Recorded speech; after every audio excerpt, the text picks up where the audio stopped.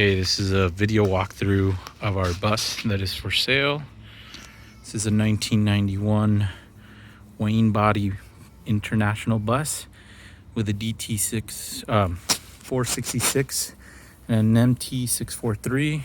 We'll start with the outside. We're like 39.5 feet, I think. Altogether, it's a 40-foot bus. Tires are in really great shape. These are new tires, not new to us. They were new when we got the bus back in 2017. The rears are the retreads. We blew one out and we replaced with one retread. So they're all in good shape. It's got solid rubber on them. Haven't given us any trouble. Other than that, for the rubber is pretty much it. We painted the rims black. They used to be originally silver with, I believe, a black line. Has LED lights that came with the bus when we bought the bus. They are Philips, if I'm not mistaken. They light up the night really well, and they work really well. Sorry for the interruption. It'll probably happen throughout the video a whole ton. We're registered in Vermont as a motorhome. We opted to keep the antlers that came with the bus just so that we could pull tighter into tighter spaces, and it's worked out pretty well. I'll go ahead and show you the engine bay. We have not done anything since we bought it. I should say we've done the maintenance as we needed to, oil changes and whatnot, filters and all that. Air filters are brand new. We did the oil change not too long ago. So this is a mechanical engine in really good shape. When we bought the bus, we spoke with the people who maintained it, basically the bus yard, and they told us literally the only reason they are getting rid of the bus was because the OT forced them to, because it's over 25 years old. Otherwise, they said they would literally keep rebuilding or putting a new engine, new transmission in the bus. It doesn't leak oil, neither from the transmission or the engine itself. It's what you see is literally what you get. There is surface rust, and that's over time. That's what has happened when we drive in certain areas that's salty and whatnot, but it's all surface rust, nothing major. I'll show you the underside in just a little bit, but it is a great engine that if you care for it and take care of it, it will go literally to 1,000,000 miles. I believe the current mileage on it is 291,221 miles. And it'll keep going up if we keep using it until we sell it. But everything works as it should. It's an awesome engine. It's probably the best engine you can get. You can tell that was the original yellow before we painted it. Again, everything works as it should. The cooling system works as it should, and gets the job done for what we needed to do. Now moving on, you can see we have flat windshields. We had a couple rock chips that they were filled, so those have been filled. A couple paint areas that need touch up, but you'll get the paint that we have with it and the paint code so you can have it.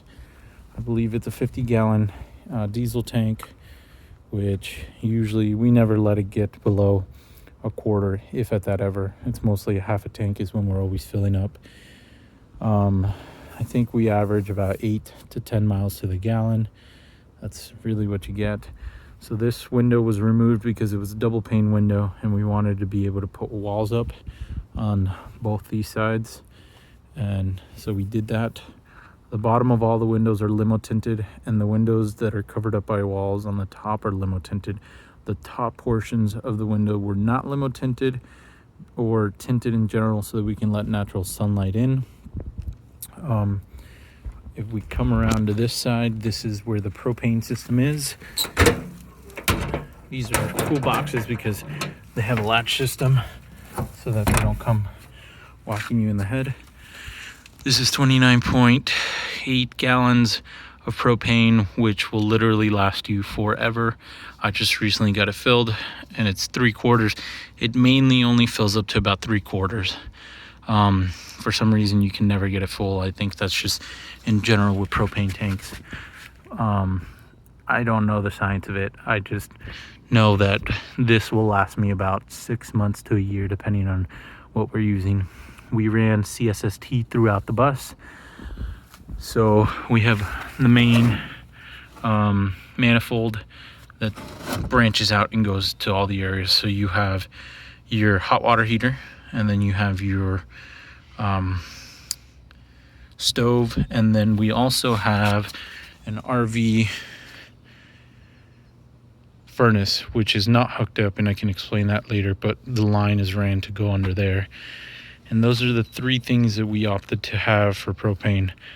There is room to add more things if you wanted to. There's room for 1 more, and you can add it for a barbecue to come out here. This will allow you to hook up to a regular 25-pound bottle of propane if need be. That's what we did before we got that filled. Now going to the next box over here.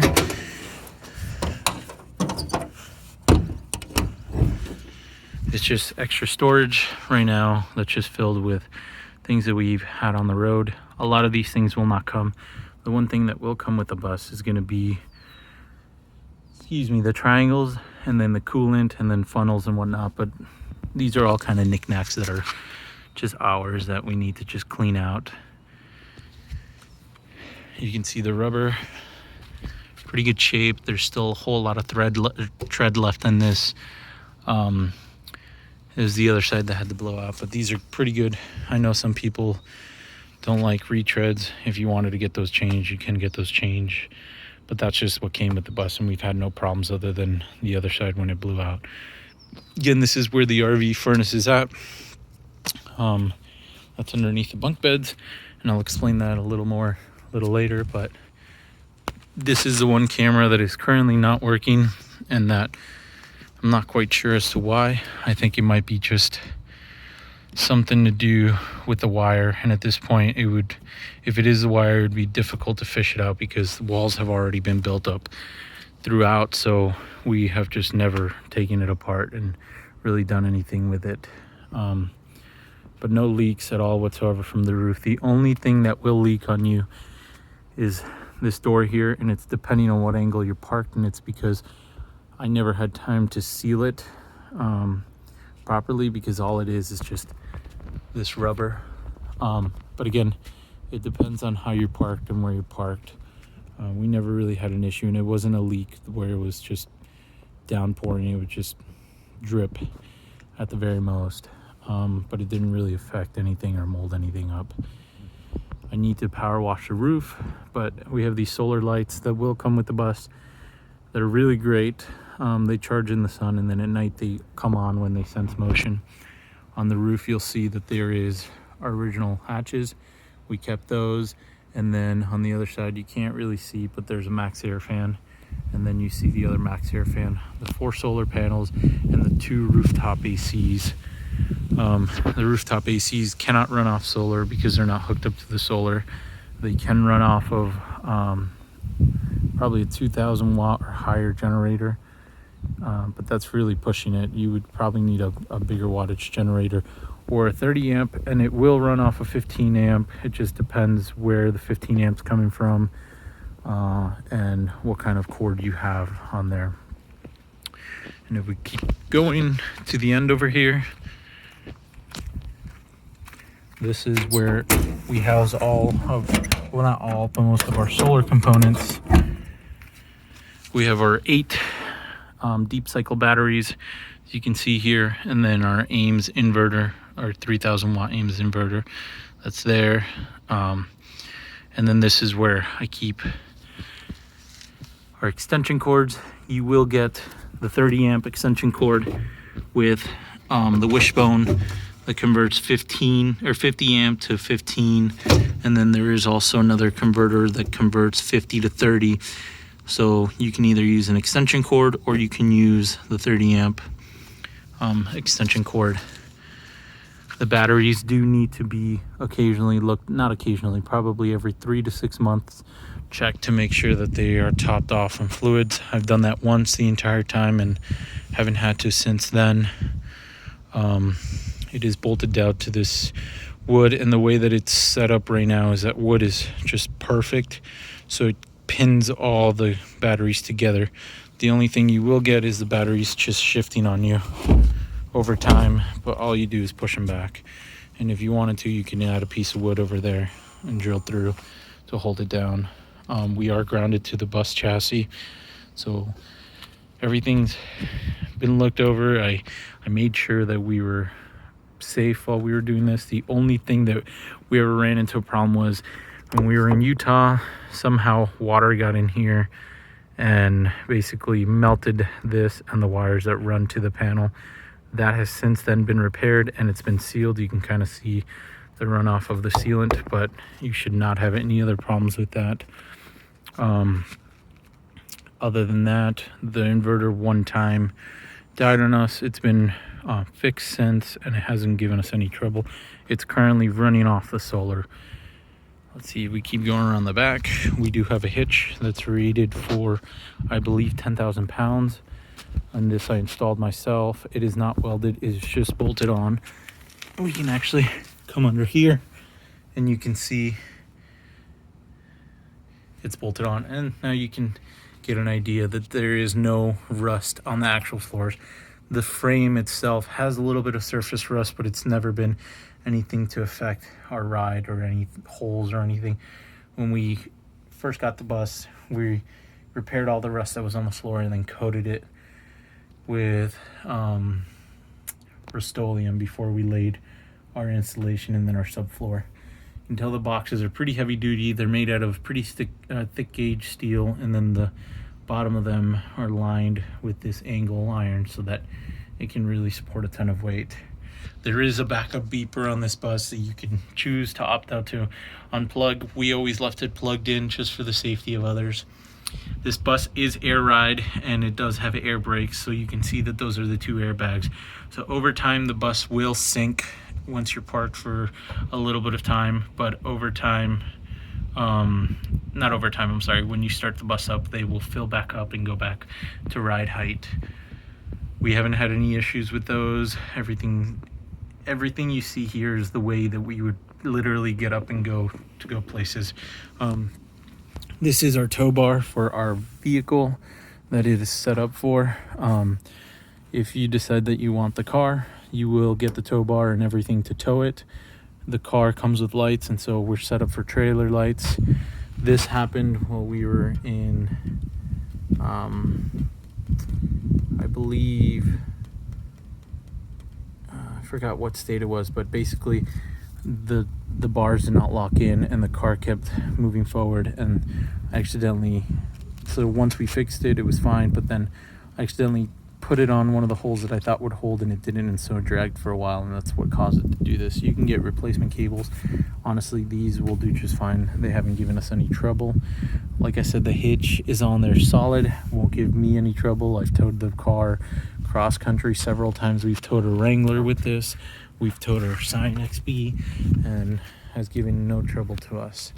All the lights work. There's, I think, a light bulb or two that need to be replaced on the upper lights. Those are just running lights. Reverse lights work. Because we were towing, we had the issue of the soot that comes from the diesel engine naturally blowing on our car, and so it turned our Wrangler black. And so I added a 90-degree bend so that it would shoot the exhaust out that way and not turn any vehicle or anything you're towing black. We are registered until 9/20. I can re-register it. We're contemplating whether or not the plates will come with the bus, but that's something that we can talk to the buyer about if they're interested. There is another solar light back there, and then you can see our backup camera up high there, which helps to see probably just a couple feet back from the bus. You'll see the nose of the car that's being towed when it's extended, but you can't really see behind the car. And I set it up that way mainly so that I can see directly as I'm backing up, but also so that I can make sure that the car is still in tow and we didn't lose it down the road. keep going around the side. This is where the outdoor shower is. There is a key for this, but we've always just kind of rigged it this way to open. That's just how they are. They're plastic, they're cheap, but they get the job done. This works well. You can actually take it out and set it up like this and shower. Before we were showering in our indoor shower, we actually use this a whole ton to shower outside. The indoor shower is 100% functional and waterproof. It's just not done being tiled. We do have the tiles that we were planning on tiling with that would come with the bus. So this is another, you gotta make sure the latch,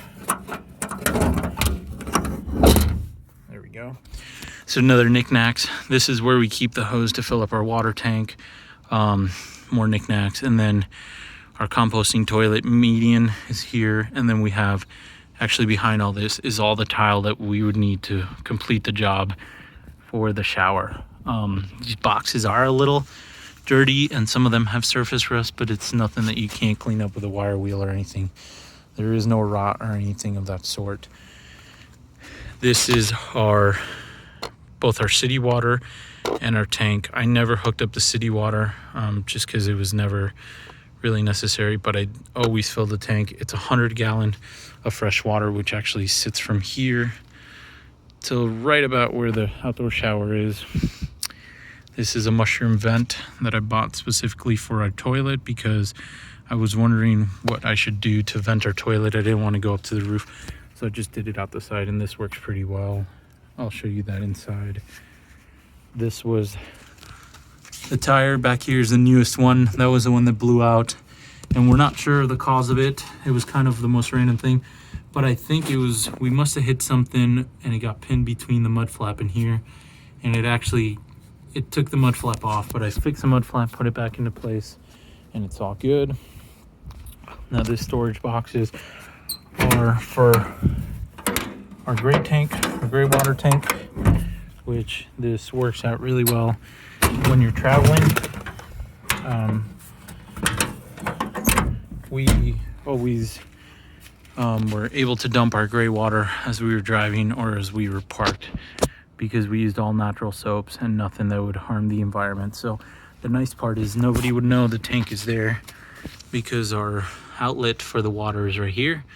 And so you can very incognito just open that up and put it on a drip, and it can be emptying as you drive or as you're parked. So the gray tank is, I believe, 46 gallons or 42 gallons, and that pretty much takes up that bay. We have leveling blocks that will come with the bus. Those are great when you were in certain locations where you weren't level. All you would have to do is stack them up like Legos and then drive right on top of them, and then they would level you out. Pretty much for the most part, you could get pretty leveled out that way, but you learn to live with what you can get while you're on the road. Now you can see this is our CSST, which is ran within its own conduit, so it doesn't chafe and doesn't rub on any of the metal, causing it to leak or anything like that. This is the one that goes up to the hot water heater, and this is where the sink is that comes down and straight into the gray tank. This is our drive shaft, goes all the way to the rear to the pumpkin. As you can see, everything is pretty well maintained. There's nothing really wrong with it. Now, I'm not going to say that if you start driving it that something may not happen. It's natural for things to happen either way. We are selling the bus as is. We're not giving you a warranty. It's once the sale is done, that's final. We understand that there's a lot of people out there that want to do this lifestyle but are scared. I was very scared when we were doing this lifestyle, but we managed to make it happen. This is our transmission, our MT 643 if I'm not, or 646 if I'm not mistaken. And then our air separator and whatnot. We do have some sort of heater that I believe heats the block up naturally. We've been in like negative degree weather. I think it was like -5 degrees, and the bus started up without an issue.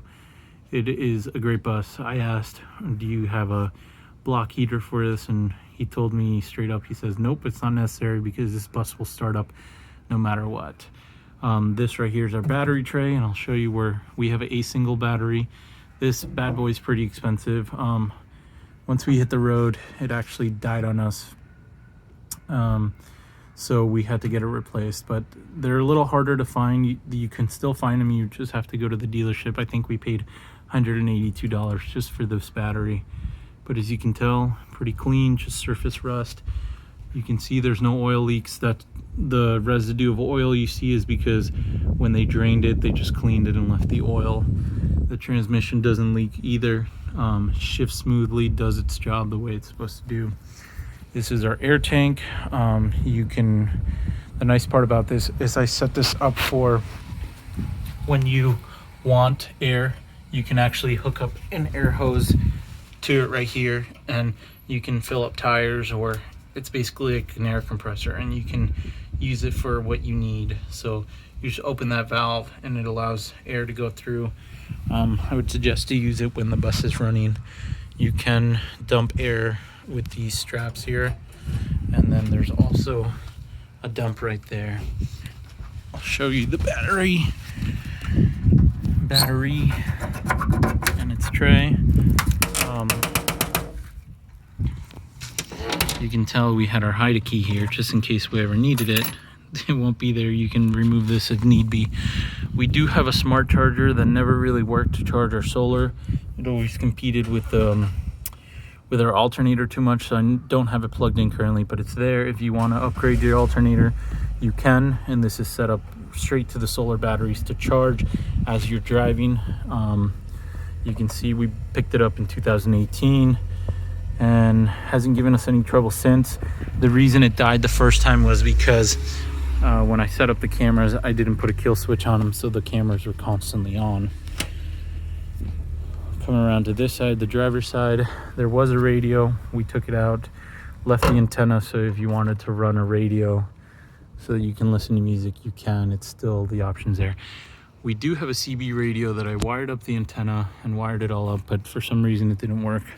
I don't know if I had a bad CB radio out of the box or whatnot, but it's there. It'll come with the bus, and the antenna's there as well. It just may need to be tuned. You have the camera here. This one works, as well as a backup camera. Other than that, that's pretty much it for the outside. We get up on the roof to show you the roof. Had to pause it to lock the hood. This is the way that I mainly get up on the roof, is through the hood. Never step in the center because it'll crack it. But if you come up on the roof, you see that we have our front max air fan, our hatches that still work, and then we have our full 4 solar panels. These are poly crystalline panels. They're 265 watt each, and they are bolted down with uni strut. Probably the best thing you can do. These panels will not fly off. I'm so confident in this that you probably run a strap through the bottom of the panels and lift up the bus. The one thing that would probably break before would be this aluminum, would be what the first thing to do. We've driven thousands of miles with these panels on the roof and hadn't had no issues. I believe the inlet for it is over there. I have additional solar components that I will throw in with the sale that will allow, because these are currently all hooked up in series if I'm not mistaken, so I can set it up so you, or I can give you set up so you can do 2 parallel, or 2 in series and then 2 in parallel, so that during the winter we ran into issues where it gets very cold, and so the VOCs, this is all complicated that I still don't understand, but if you understand solar, you know what I'm talking about. But we get high VOCs because we have so much solar on the roof, and when it's colder, the VOCs are higher. Again, no leaks on the roof. I made sure that we were sealed off before we added anything to the roof. This is a back hatch, and you can see that the hatch opens this way. I've retrofitted this hatch to open this way because the AC was so close, and so this one will still open and close, and it'll open this way. One time we did drive down the road with it open, So the brackets are a little bent, so they're a little harder to open and to close, but that makes it good so that it doesn't just pop up and open.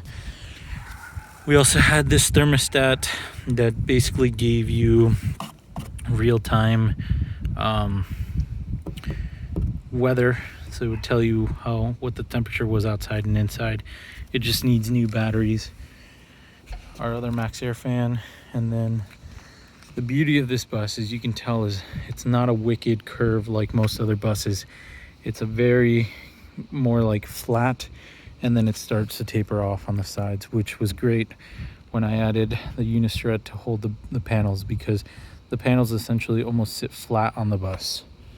So that's pretty much it for the roof, other than 2 ACs. The 2 ACs do have hard starts that I put on them. They're not, they're not soft starts. They are hard starts. So I wasn't sure of the difference, but the soft starts are better. You can add them so you can add them so that you can run them with a lower wattage generator. It's very simple to do. You just take the bolts off the sides of the ACs and go from there. So now I'm going to hop down and go to the inside and show you the inside.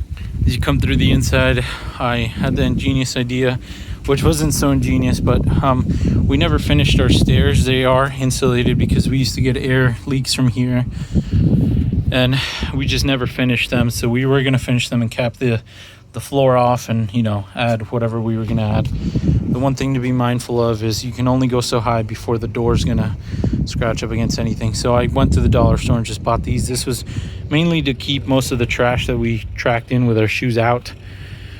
Over here, the floor ends before the engine cover, and the reason I did that is so that if you ever had to service the engine, you could still remove the engine cover without having to remove the floor.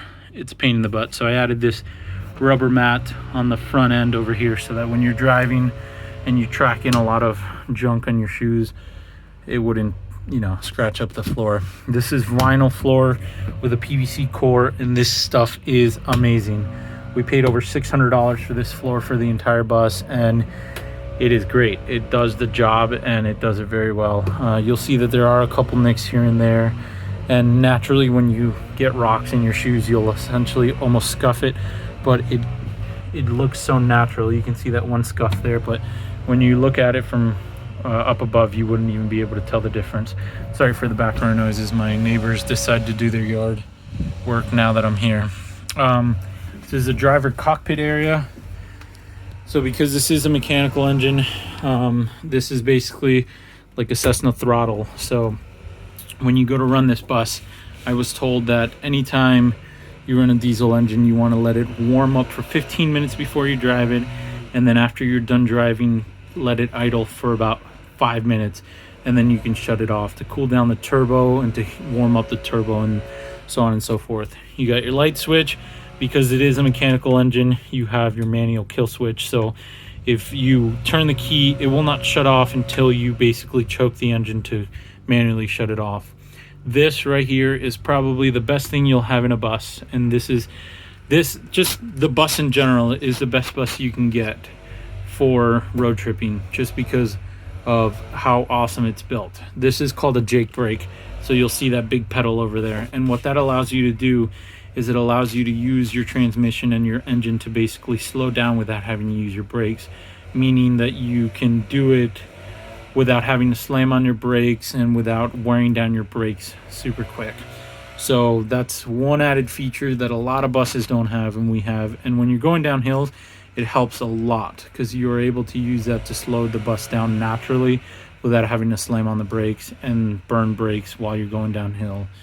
All your fuses are here. I never really opened this up, don't really have to deal with it. You get a fire extinguisher, you get some Rain-X, and then what I always did was I always picked up a diesel clean, and anytime we took a trip, I always kept this. This is half a bottle, covers, I believe, your 50-gallon tank.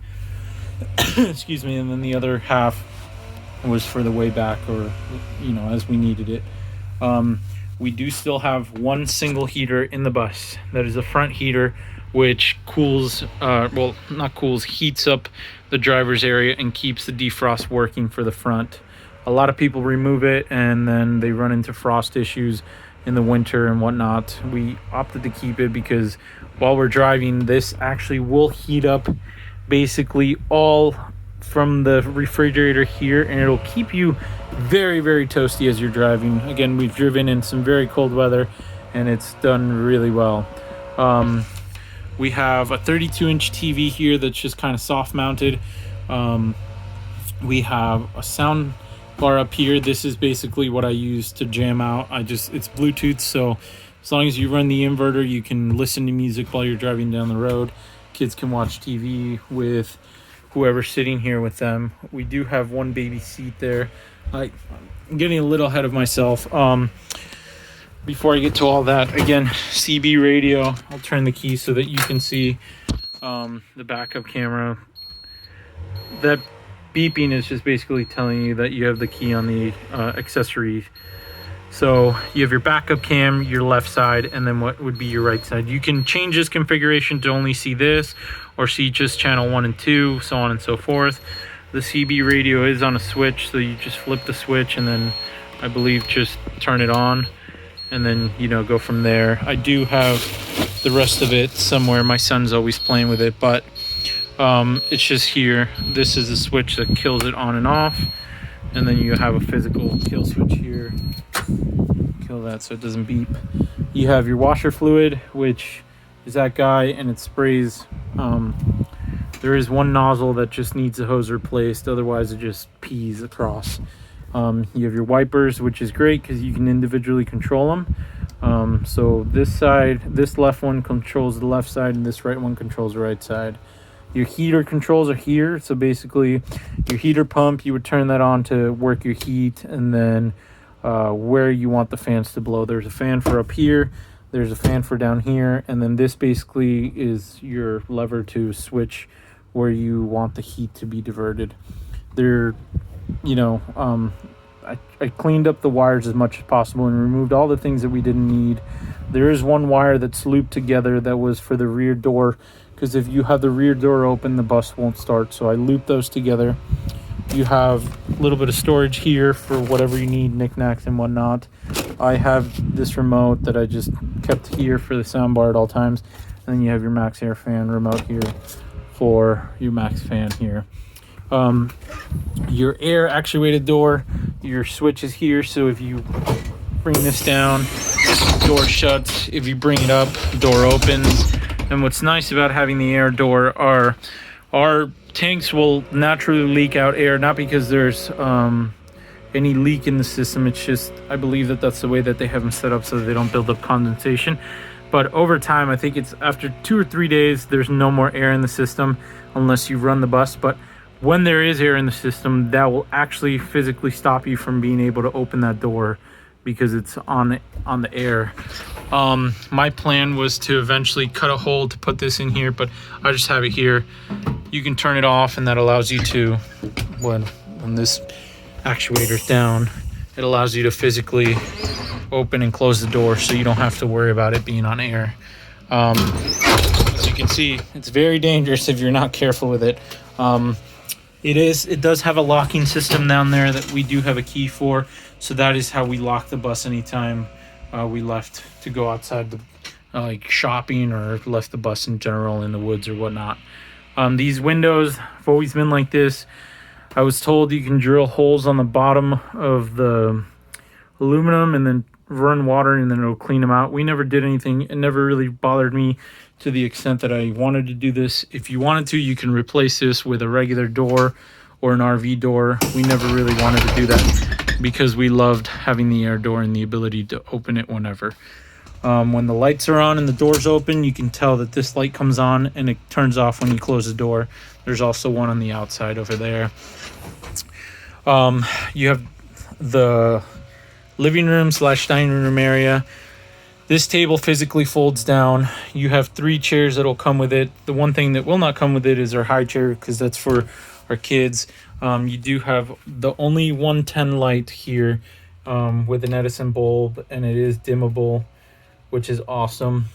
That only runs when you're running the inverter. You got coat hooks, so you can set up your coats. This was kind of accidental. The TV was meant to be here because my wife did not want the TV there. But the TV never came on here. But this is actually really useful because we'll charge our phones while we're driving the road. Still using the 12 volt, which is kind of finicky. You can replace it as well. I never really used it. You can just use this to charge your phone going down the road. There is 120 power coming through here and through the back, so that you can add a double outlet to this wall here if you wanted to finish it out for a TV and whatnot. You can add cabinets and whatnot. These were the original metal that came with the bus, just because of the weird angle, and there's actually a shelf on the bottom of them. I opted to keep those and just paint them white. The bottoms are not painted white. Again, we never really had time because we started traveling to finish trim and paint. So what you see is actually all primed. The ceiling is just still natural. You can coat it, or you can seal it, or you can do whatever you want. It's basically an open canvas. This area here can be capped off too, something we haven't done. Our windows all have ledges, which was a cool thing. But the cool thing about the window ledges is they're all out of cedar that was given to us. So you can, again, treat that, or you can leave it. The windows naturally condensate if you use propane, because we have the stove that is propane. It just always naturally condensates in here, so the windows will condensate. And the nice part is, because that's cedar, all the condensation essentially falls on the window ledges and doesn't rot the wood.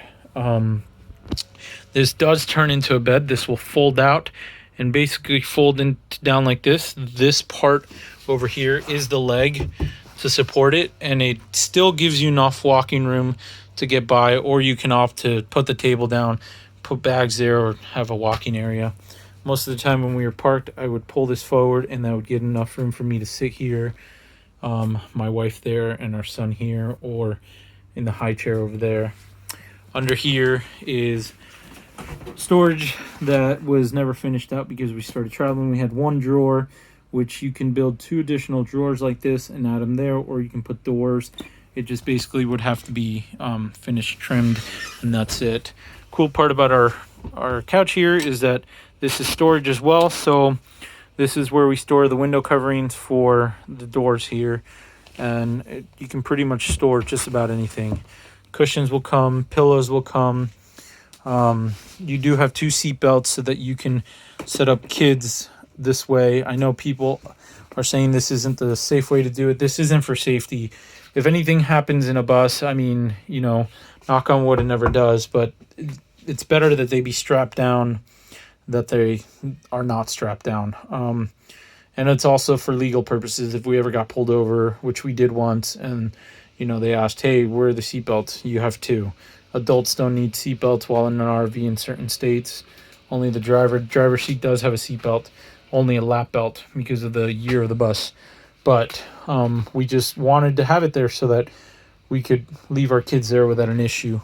This one does open up as well for storage, and you can store just about anything you can think of there. My wife had a oil box with essential oils that she stored in that one. And then here is actually all the build-out plans for this bus and whatnot. And it's just enough room where it can open and close. We call this a crack of doom, but the reason we had to do this was so that this could still open. You have an idea as to how you can set up your kitchen. You know, our kitchen stuff will unfortunately not come with the bus. You have to just bring your own stuff. So we have our knives, which, believe it or not, the knives fell a couple times. We never screwed them down or anything like that, but you can opt to do all that or put them in drawers. This is a marble utensil holder that's from Target, and that will never move on you if you want to pick one of those up. I did opt to put this little shelf back here for extra storage, for whatever may be. The great part about this is a 24-inch stove. I'm sorry that it's dirty. I'm making this video before we clean it. We will clean this before it goes to the next owners. But you have an oven to, you know, basically bake whatever you want. This is actually a great heat source that we use for our kids because we loved it cold. So we just slept in the cold. But unfortunately, over time, while we left it open, these black trims would just kind of do this. And so we figured that out after we got a couple of replacement ones. We just remove them and then leave the oven running. And I know some people are scared of that because of fumes. You know, judge us the way you want. It worked out well. This did come with the damage, the dent on the door there, but affected it without, it didn't affect it at all. We have storage down here for